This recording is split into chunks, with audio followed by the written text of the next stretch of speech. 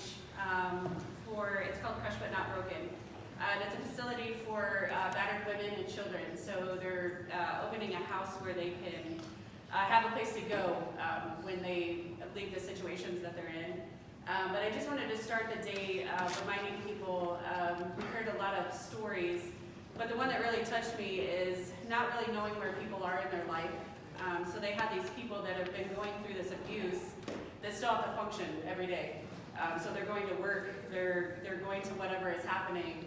And people may seem to think they're withdrawn or mean or just not friendly people.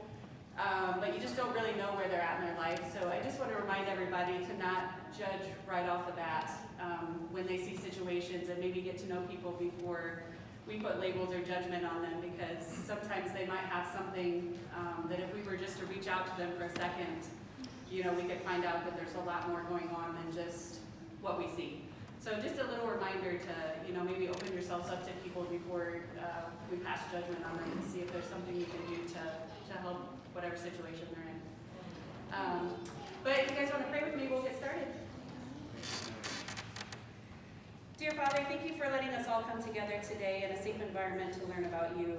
Not everybody is as lucky as we are to have the freedom to search you and to learn about you.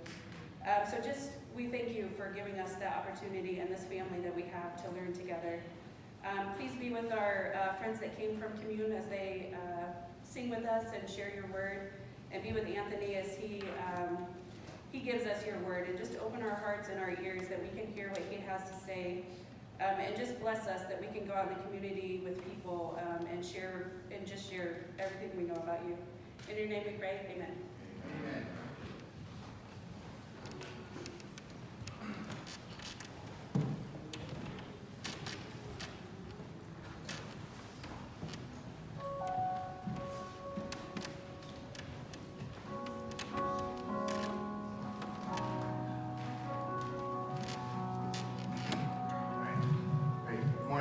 Sabbath. So we are Commune Ministries, and we are a correlation of both undergraduate and graduate students from Vantage University. And our mission has always been the same from the very beginning. We want to give the glory and honor and praise to God for music. And so this morning we're going to begin with a song called Jesus, I Love You.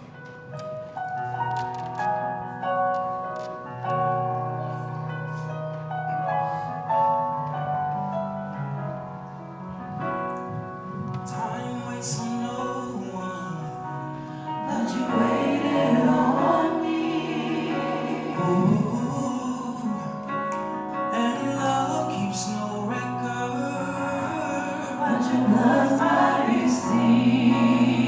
Oh, yes, it is.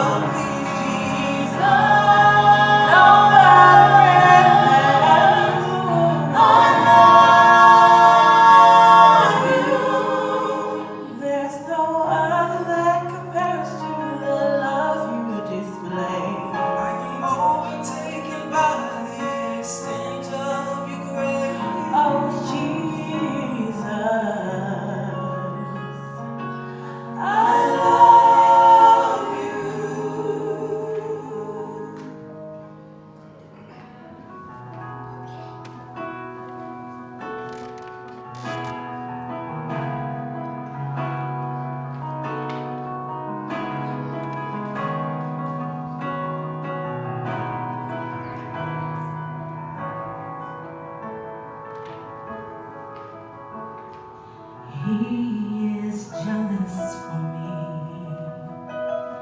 His love is like a hurricane.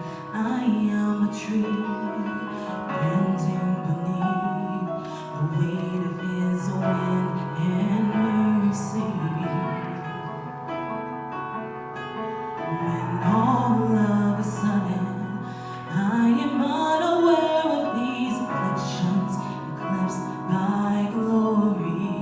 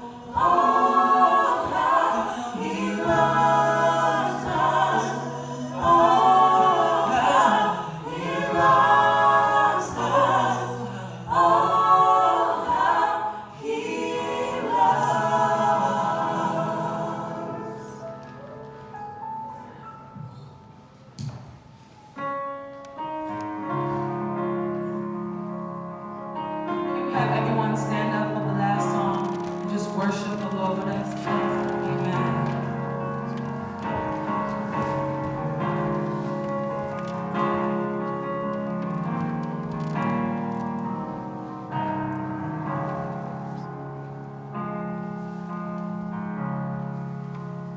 You are Alpha and Omega. We worship you, our Lord. You are worthy to be praised. You are Alpha If we know it, sing it with us. and Omega. We worship. We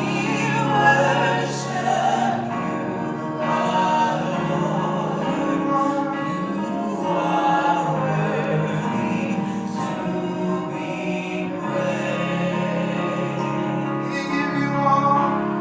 We worship you.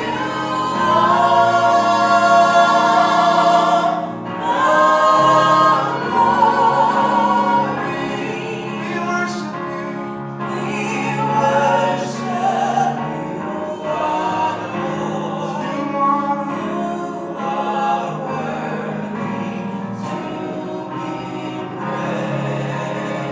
Sing it again. We give you all.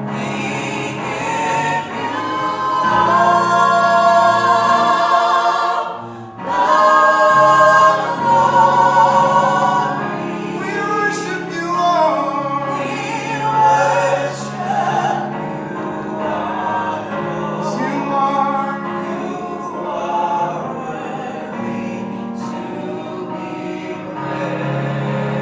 Sing it again. We give you all. We give you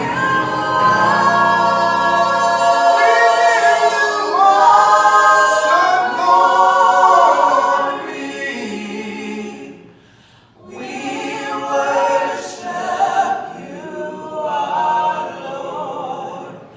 You are worthy to be praised.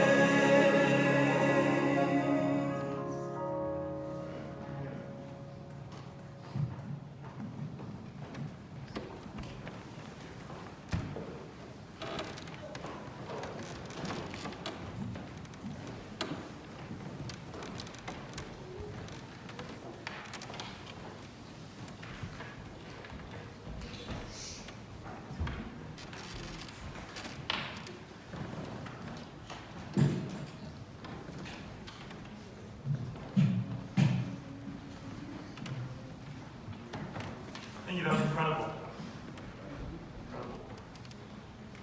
Today I want to teach us, ground us in a passage in Hebrews chapter 10, where we study the passage in Hebrews 10, beginning in verse 23.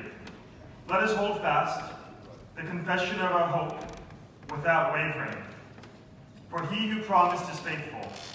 Let us consider how to stir up one another to love and good works, not neglecting to meet together, as is the habit of some, but encouraging one another, and all the more as you see the day drawing near.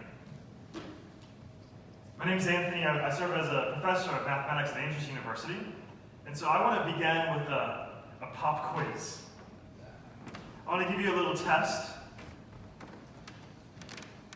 I believe there have been some days that have changed the world, that have changed history. And so I'm going to name a date, and you can see if you can think of what event happened on that day that changed the world. Are you ready? The first one is July 14, 1789. 1789. July 14. The political revolution. What happened on that day? Took place in France. French Revolution, storming of the Bastille, July 14, 1789. Here's one of the more recent. August 6, 1945. August 6, 1945. That was the sign of the end of the war. Close, close. This will lead to this. This is taking place in Japan, Hiroshima, the dropping of the atomic bomb. And you can think how that changed the world. For the first time, we had demonstrated that as a species, we could destroy ourselves, right? We have the power. August 28, 1963, took place in Washington, D.C. Speech was given. Okay. I have a dream, right? Casting this vision of a better future. The next year, the Civil Rights Bill would be passed. July 20, 1969. Now we're leaving the planet.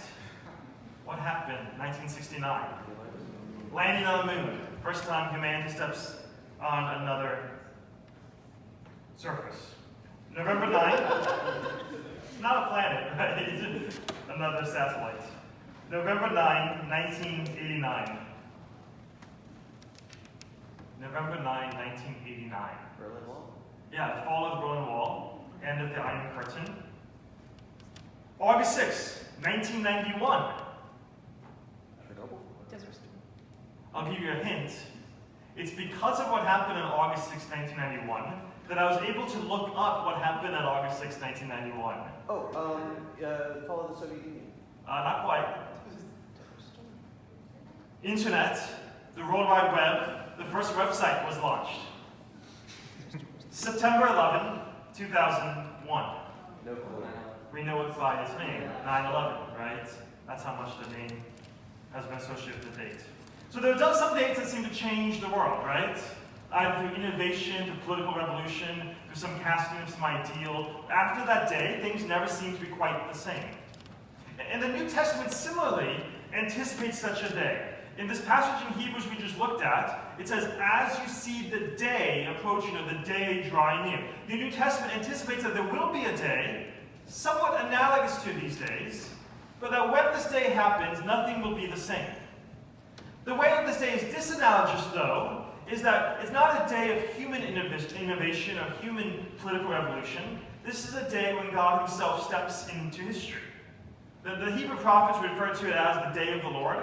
The New Testament language like the Advent or the return or the eschaton or the apocalypse, or sometimes we just say it's the end of the world.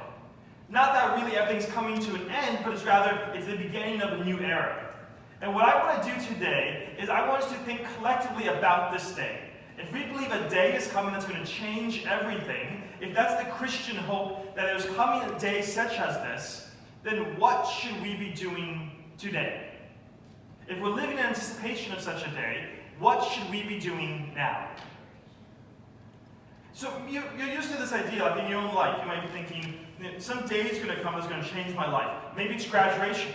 And so as you anticipate graduation, you're like, there are some things I should be doing right now in preparation, anticipation of that. I need to pass these classes. I need to file my paperwork. There are some things I should be doing now in preparation of that day.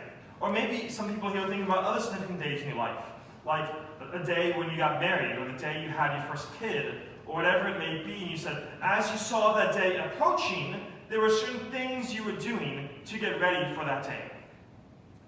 Now, as we approach this topic, we start thinking, what should we be doing now to prepare for this day? I recognize that within the Christian community, there are sometimes some weird ideas about this.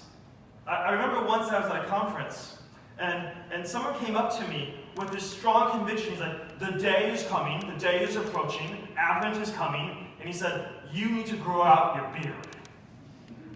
And it's like, I would love to do that. But I'm not sure if that's what the message of the New Testament is about.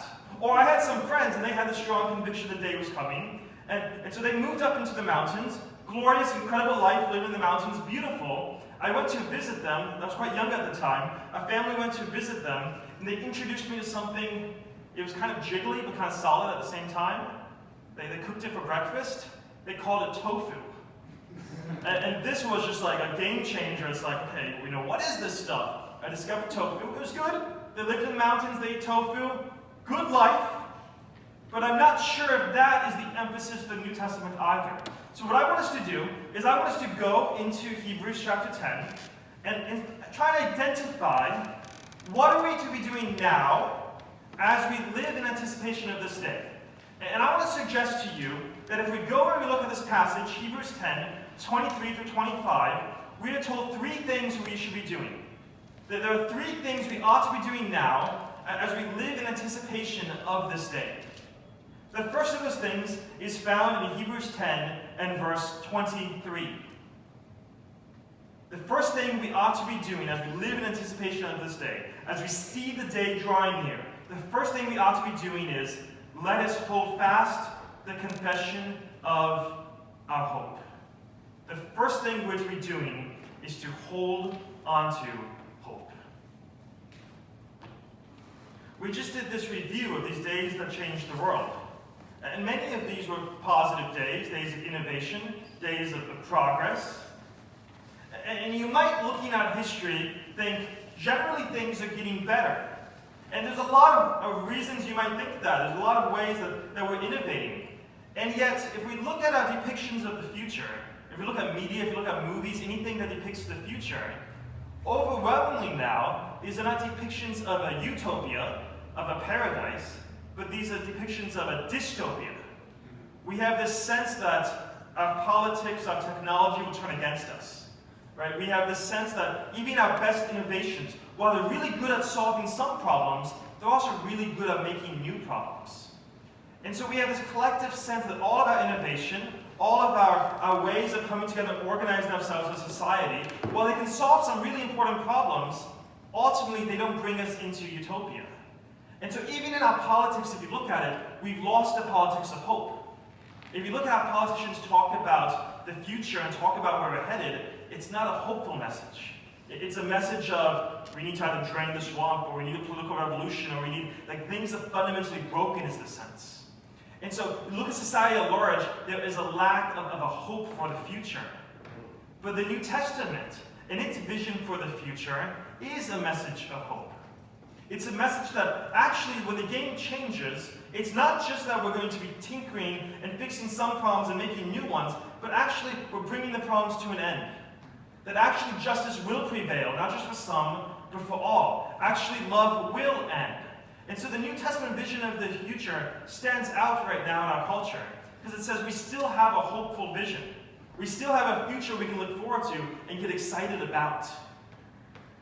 But something is unique about this appeal for a hope for the future. Because not only does it say that we have a hope, but it gives us a grounding for that hope. Go back to Hebrews chapter 10, verse 23. Let us hold fast the confession of our hope without wavering. And then it goes on to give a reason for that. For he who promised is faithful. Now there are lots of things you might be hoping for. My students hope for a good grade in my class, right? And so it's like, what do you do as a student when you're hoping for a good grade? Well, it's like, okay, I hope to pull off an A.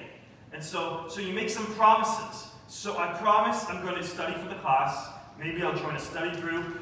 Maybe I'll even go to office hours.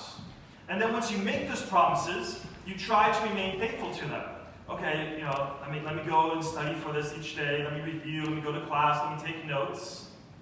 And this goes throughout the semester. Maybe by the second month, you change expectation from wanting an A to maybe wanting a B. And then maybe by the third month, you lower it to, okay, I just want to pass this class. Yes, sir. But yeah, you know how that goes.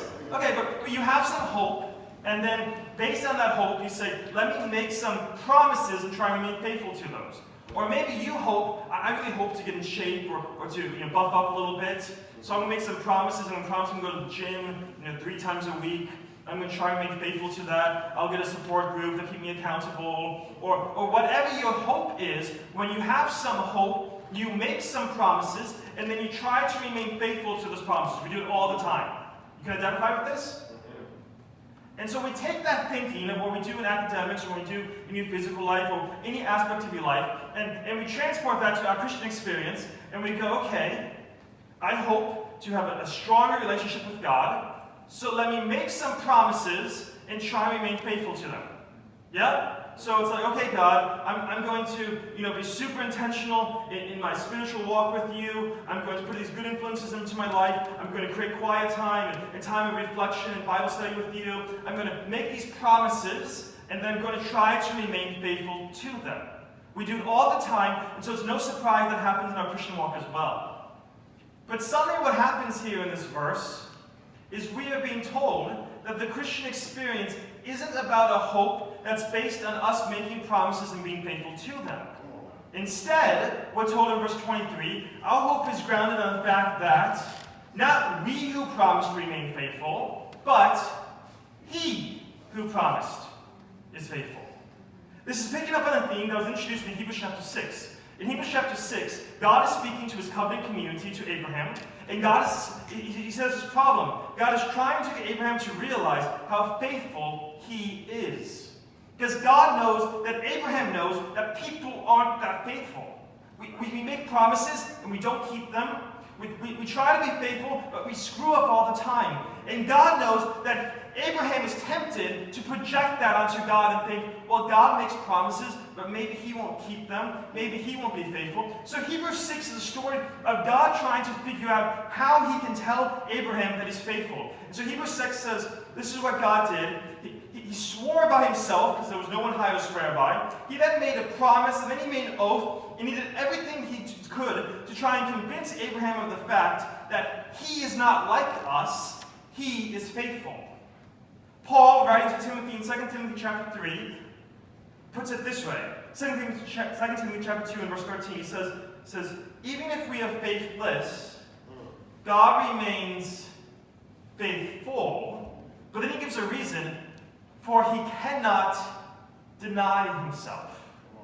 The logic of Paul is, God is not like us. Whatever it means for God to be God is that God is not capable of contradicting himself.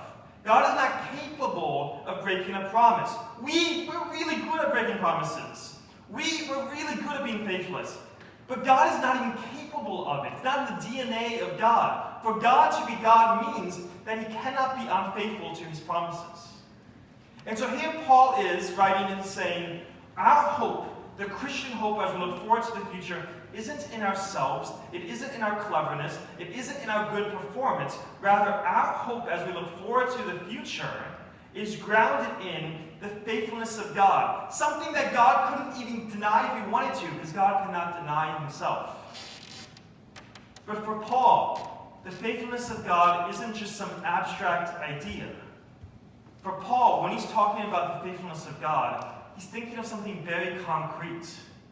When he talks about the faithfulness of God, he's talking about a person. When the New Testament, Paul writes about the faithfulness of God, he has in mind the fact, not only did God make promises and God made covenants, but then God showed up in the person of Jesus to fulfill that promise and that covenant. And so when Paul says, we have a hope for a better future, how do we know this? How do we know it's not just wishful thinking? Look at the historical reality of what has been done already in the person of Christ. Look at how he has already championed over death. Look how he has already brought health and healing and wellness. Look at how he has already restored communities. For Paul, we know we can expect a better future because it's already happened in history in the person of Jesus. That's what the faithfulness of God looks like. It looks like a person. And so the first thing we have to be doing as we look forward to this day that will change the world, even the day that will end the world as we know it, is we have to hold on to our hope. A hope that is not grounded in ourselves, but is grounded in the faithfulness of God and the person of Christ. But then there is a second thing we have to be doing, which is found in verse 24 of Hebrews chapter 10. Hebrews chapter 10 and verse 24. And let us consider how to stir up, your translation might say how to provoke one another to love and good works. So now he is moving from our relationship with God, from the vertical to the horizontal. And he wants us to be thinking of, okay, now as we anticipate this new coming day, there's something else we're to be doing, which is be provoking one another. Literally, the Greek word here is it's a picture of poking someone. So go ahead and do that. Poke someone next to you. Just give them a little poke. Yeah, we're really good at poking people. We're really good at provoking people. Paul himself knew how to provoke. There's one other time in the New Testament where this word provoke or stir up is used. That's in Acts 15. It's used to describe a provocation that took place between Paul and Barnabas. Paul and Barnabas were doing ministry together, things were going well, but then there was disagreement. Should we bring John Mark with us on this trip? Well, back in Acts 13, John Mark had bailed and gone back to Jerusalem, so Paul says, he's not reliable, we can't bring him. Barnabas says, let's give him another try, but they disagreed. They began provoking one another. Because of the disagreement, you can imagine it just kept coming up in their relationship, and it kept causing them to have this provocation, and as a result, in Acts 15, they split and went different ways. I believe what's happening here in Hebrews is it's much later in life. Paul, or someone closely connected to Paul, is reflecting back on this experience, and it's, that's not the kind of provoking we should have been doing. We shouldn't have been provoking about the fact that maybe we have different ideas about how to most effectively minister. Maybe we have slightly different ideas about what worship looks like, or how to do this Christian calling. That's not how we should be provoking one another. Instead, we should be provoking one another to love and good works. So I have this friend named Leonard. He was a member of the previous church of mine, something like maybe 75, 80 years old, retired guy. But he is someone who is so good at provoking people to love and good works. I remember the couple of years I was at this church, he first got a passion for serving the homeless. And so he would provoke people around the church of how can we serve our homeless community here in Houston better, right? And so we started out with a meal and offering a meal once a week and then twice a week to the homeless community. But people need more than just food, and he pointed that out, and he provoked us to do more. So then we started offering clean showers and a shave and just some basic services. And then people need clothes too, so we started providing clothing. And he was just constantly provoking people. What else can we do to serve our community? But he didn't stop there. He also recognized that people inside the church who had needs. And so he went out and he made an agreement with Whole Foods to get all their food the day it quote-unquote expired. Of course, it still was good for like another week or so. So Whole Foods would bring us food every Friday, and then we'd give it out to members who needed food. But he wasn't there done yet. He was still provoking people because he had a passion then for the refugee community in Houston. And so he would provoke the church, wait, why are we serving these refugees? That seems like a Jesus thing to do. And so he got us involved in a refugee ministry. But he wasn't done provoking people yet, because then he discovered that there was a community of veterans nearby who were struggling from PTSD and other effects. And so he was saying, how can we love them? And it's like, slow down, guy, this is an 80-year-old man. He shouldn't be sitting on the pew, but instead, he's constantly provoking us to serve and love more people. This is the vision of what God is calling his church to be as we see the day approaching. Wait a second. I thought we just said it's not about us and our performance and our promises. It's all about the faithfulness of God. And yet here is a call for us to do love and good works. Is there some tension here? Does the call for us to love and do good works, does that undermine the fact that we're to be trusted entirely in the faithfulness of God? I don't think so. I think what's going on in the New Testament is rather than the second undermining the first, it's the first that frees us to do the second. It is when we trust completely in the faithfulness of God that we're not caught up with questions of, I need to be insecure because maybe I'll be exposed and maybe I'll be found out. Maybe people will realize I'm not all that great. And so we're constantly trying to protect ourselves and make others people a little bit smaller and us a little bit bigger. When we get past that and we trust entirely in the faithfulness of God, then now we are liberated to go out and actually love people. Right? But not only are we called to trust in the faithfulness of God, to provoke one another to love and good works, there's one more thing the community of faith is called to do. And that's in Hebrews chapter 10 and verse 25. As you see the day approaching,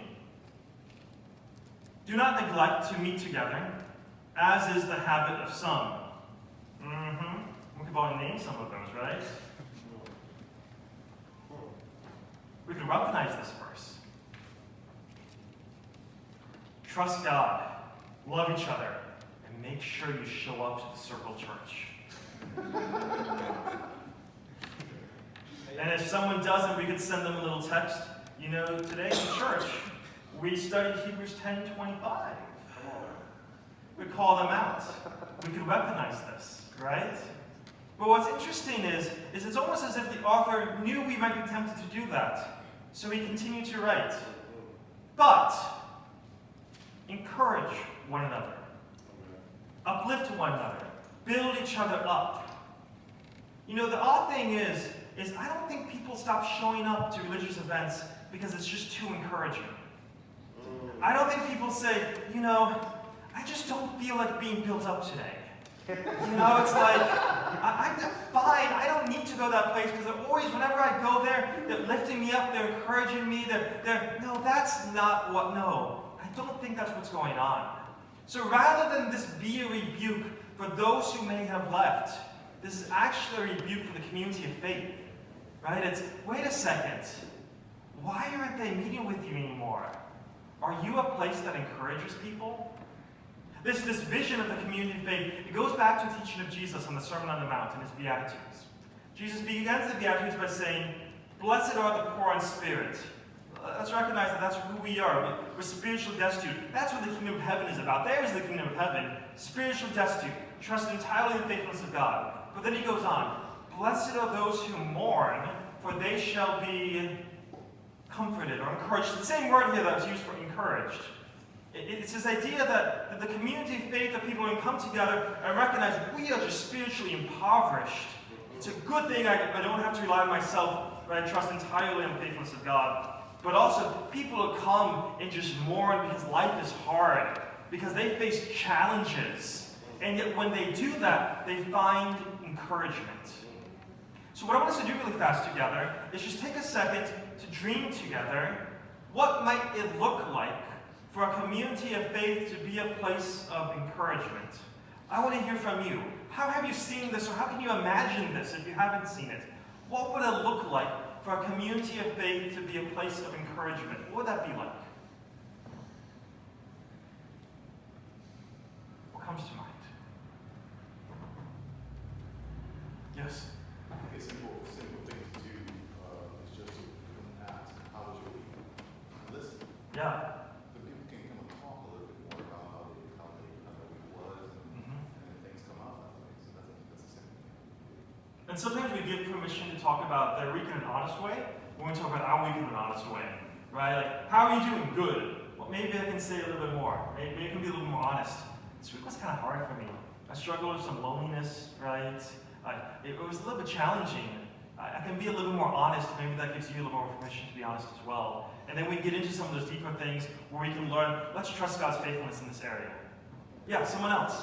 What does it look like to belong to an encouraging community?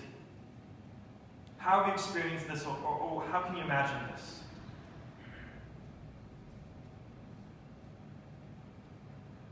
People treat you like your family. Oh, very good. And a healthy family. The family you wish you had.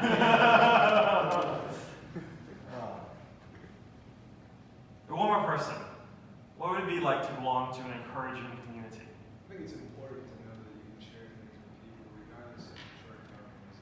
Yes. Accepting not to look at you in a way that, oh, you did that. It's like, oh, that happened. You know, I think that's a big thing for everybody. A struggle among churches. Yeah. Is, oh, if I don't do this, they're going to look at me this way. Or if I don't do that, but it's not what it's about. Yeah. So we can be a little bit more honest and transparent with each other. We can be a little bit less held back by shame. And maybe that goes back to, if fundamentally we're learning to trust the faithfulness of God, then I don't have to worry so much about how I come across, about my performance, how I'll be perceived, because it's not about that. Yeah. I believe the reason that these three things are given, it's like, why are these the three things? Why not eating tofu and growing out beards and these other things? I think the reason it's these three things is it's because God wants his community to begin living now and looking now like they will in eternity. God has this vision of in eternity, it's going to be a place where it's not just about getting all the stuff you like and be awesome, but it's about preferring others over yourself. Right? Like, and maybe that's an eternity you may or may not enjoy. So let's begin to learn that to live that way now, right? Like our biggest concern right now shouldn't be, do we get in? The faithfulness of God deals with that. You know, our confidence in what God has done in Christ. We don't have to stress over, do we get in? The question is, are we going to fit in? So let's begin living this out today. Let's begin learning, how do we love people? How can we be honest with each other? How can we, instead of trying to hide and be afraid of being exposed, how can we learn to live in the light of God's love together and express that love? How can we do that today? How can we begin to express that community today? 3 things as we see the day approaching. Hope, hold on to that hope. In the faithfulness of God expressed in the person of Christ, what he has done and continues to do in him. 2, stir up, provoke, poke one another to love and good works. And 3, be a place of encouragement. Encourage one another, and all the more as you see the day approaching.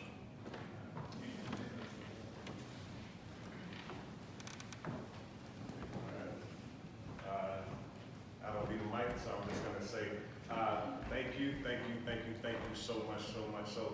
So we can actually apply exactly what you just said. I would like to see, since I have not the mic, but us cope in a specific way. Turn to your neighbor or whoever is nearest you and find an encouraging thing to say to them as we're about to enter into our prayer and praise requests at this point in time. So just find someone. I want to hear some voices. Find someone. I'll start with you, Anthony. If we want to see an example, first, poke.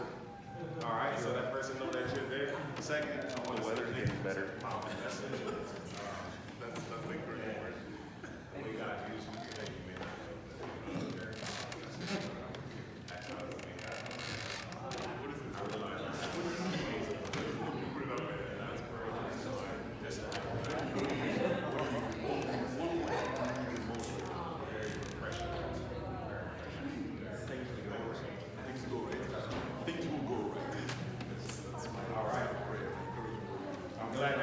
Took the time to stir up, to provoke, and encourage.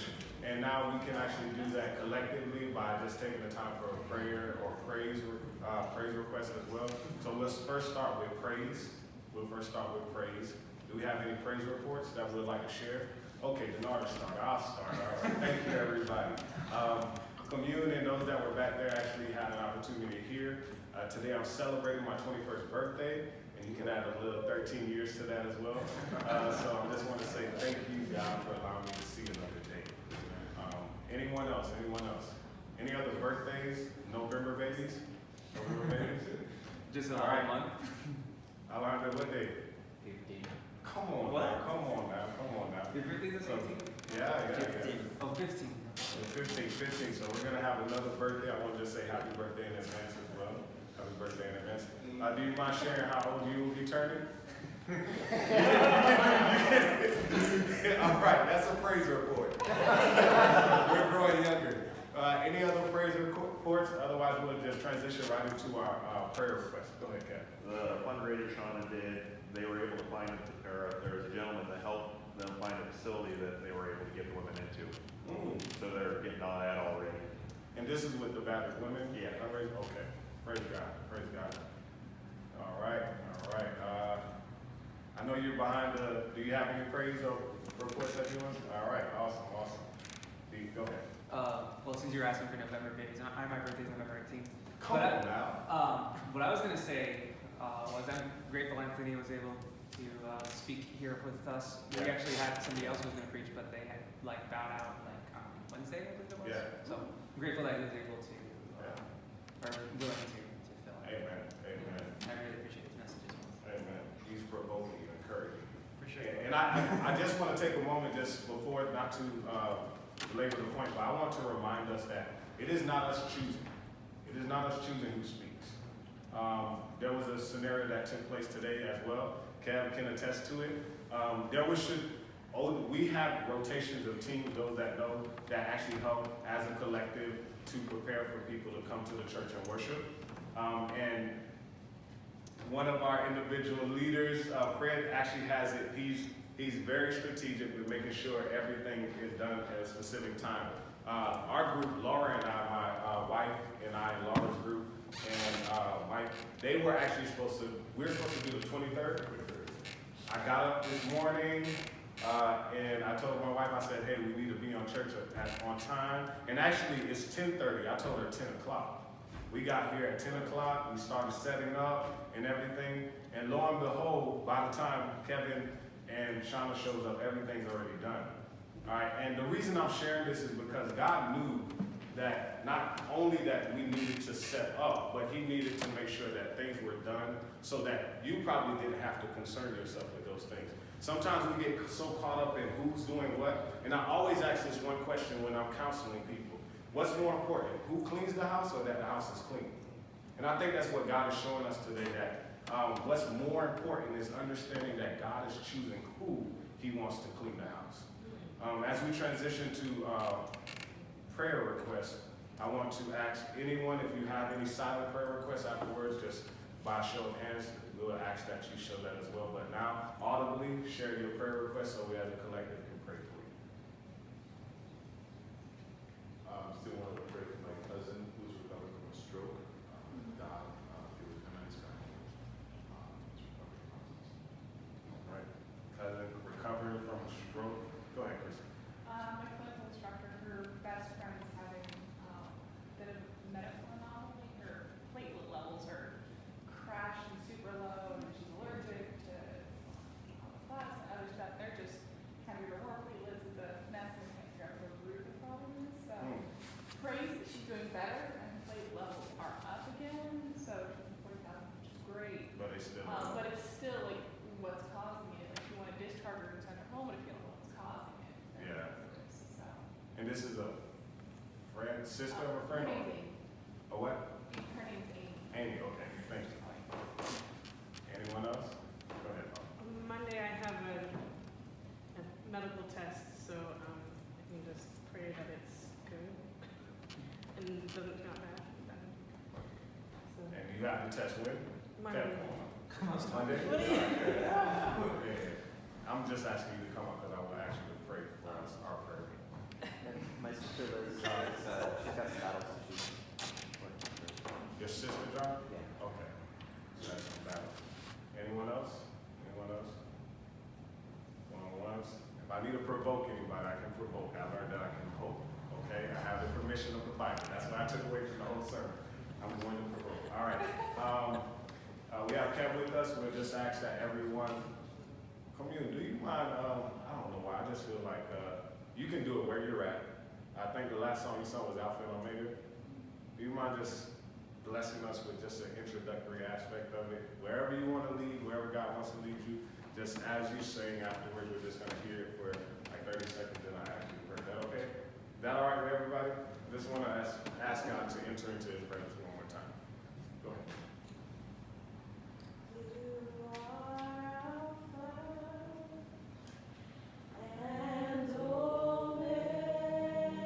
Please join. Please join.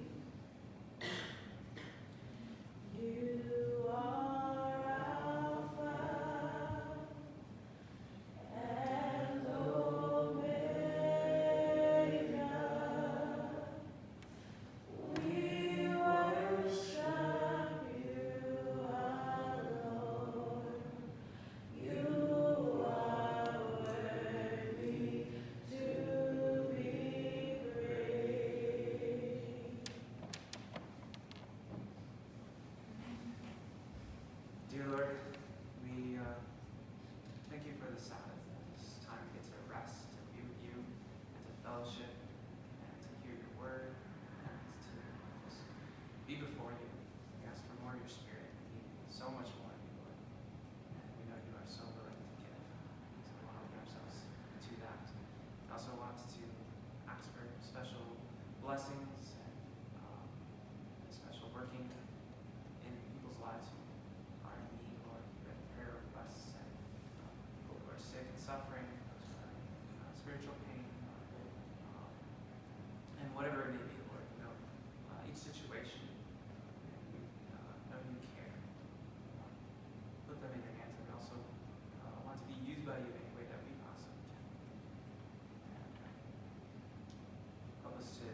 join you in this spiritual battle in this world, Lord, and not just be bystanders. We especially want to ask that the message today will be a reality in our hearts, that we will be relying on your faith and also provoking each other to love. May that be our model, our way of living, both in our church and our families and with our friends. And we ask that you be with us for the rest of this day and strengthen us for the coming week, for what we do, whether we work, or for students studying, quizzes and tests that we can be prepared with. And please say And as we depart, I just want to encourage, provoke, and hope that you would join us in the fellowship hall to our left to join us as far as fellowshipping. We got our spiritual food, now we need physical food. So just join us. And as you're leaving, one more encouragement, find someone that you did not come with today. And if they allow you, I ask that you just ask them how was their week and take it a little further than Happy Sabbath today, okay? Thank you. Thank you.